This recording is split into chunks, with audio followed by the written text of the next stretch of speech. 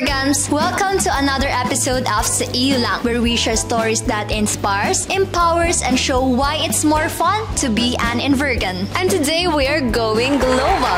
Did you know our fellow Invergans had the chance to represent the university in different countries through our international mobility programs? That's right. From cultural exposure to academic exchange, their experiences prove that being an Invergan truly opens the doors to the world. So, join us as we talk to our student delegates who just came back from the international journey. Let's hear their unforgettable stories and the lessons they'll carry for life.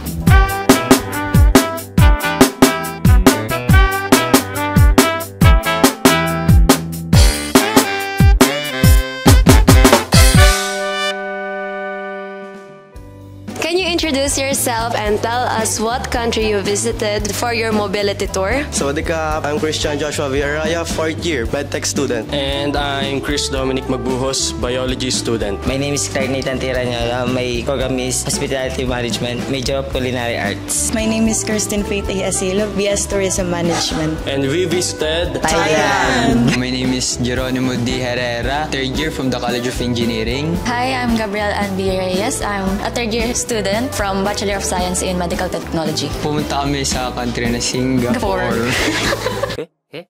Ay, mag-almusal muna kayo. Hello La, I am Ayala Nanyes, Tourism Management student, 4th year, and the country I visited is Singapore, particularly the National University of Singapore, their Asian Undergraduate Symposium. Hello guys, I'm Kai. And I am Earl, and we're currently 4th year Tourism Management students. Through mobility program, we are blessed to visit different countries like Malaysia, Singapore, Vietnam, and Japan. And so, what was your first impression and your experience when you arrived in Thailand? When you arrived in Singapore, the countries that you visited? My first impression in Thailand was they are very welcoming, colorful, and rich in culture. Ang sa akin ay ang daming street foods, parang gusto ko na lang mag-food trip kaysa mag-klase. Akala ko gusto niya maging vendor. The highlight for me was experiencing both the culture and the medical technology practices while also building friendships. So, who were your friends back in Thailand? Si Chris po.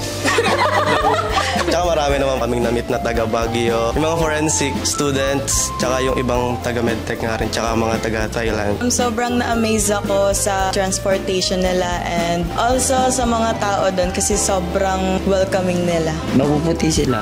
Mapuputi sila. Highlight for me is yung cultural immersion nila. Yung chance namin na mag-visit sa temples and matikman yung authentic Thai food. Yung 7-Eleven nila, ang ganda. 7-Eleven. Ang ganda lang dun, 7-Eleven. Okay. When we arrived in Singapore, napansin namin how clean, how organized, at how disciplined ang country talaga. Ang babait nung driver kasi papunta dun sa mismong NUS. Madaldal kasi ako kaya nalaman ko agad na hospitable yung country. Pagdating ko, nakadaldalan ko agad yung matandang driver. Na-attach na agad English po ang main language na dun. Kaya hindi po masyado nagka-challenges. Ako na lang po ng problema mag-English, hindi sila. Very eye-opening. Parang narinig ko na yan. Highlight sa akin yung yung vending machine. Meron kasi vending machine sa mismong university. Tapos kahit saan kami pumunta may vending machine. Tsaka ko lang nalaman yung presyo ng mga ginastos ko nung umuwi na akong Pilipinas. Para sa akin naman, di ko in-expect na sobrang initiative talaga ng president ng Singapore kasi kahit sa small event regarding sustainability, talagang a-attend siya at magbibigay siya ng mga advice. Sobrang expensive ng Singapore, especially coming from the Philippines, tapos darating ka sa best airport in the world, tapos solo pa ako noon na nag-travel. I took the Grab, tapos yung bill ko sa Grab is 40 Singaporean dollars, so that's around 1.9 or almost 2K. Ito kayo solo. Solo ako kasi pinag-apply kami ni Doc Jen for that program and parang wala na rin tumuloy na Invergan. So, solo ako with flight and navigating Singapore. 14 days kasi yun na program. So, Ang brave ni ate.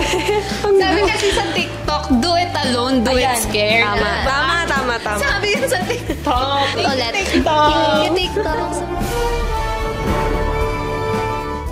The highlight of your experience? Siguro it's the people talaga. Kasi more than 300 students yung nandun. Tapos, grabe yung ideas nila. We share knowledge. So, for me, it's really the change makers yung tawag sa amin. And I'm glad na those change makers, I get to call my friends. So, technically, hindi ka po alone. May kasama ka pero mga ibang students. Na meet. Sobrang mabut. Nung pagdating ko sa NUS, talagang umalis ako sa comfort zone ko kasi hirapan din ako makipag-socialize. For me naman, Japan, pag nandito ka sa Philippines, edi ang mga suot mo ay mga skirty-skirty, OTT. Pero nung pagdating namin doon sa Japan, nagulat ako kasi super lamig. Tigas yung legs ko.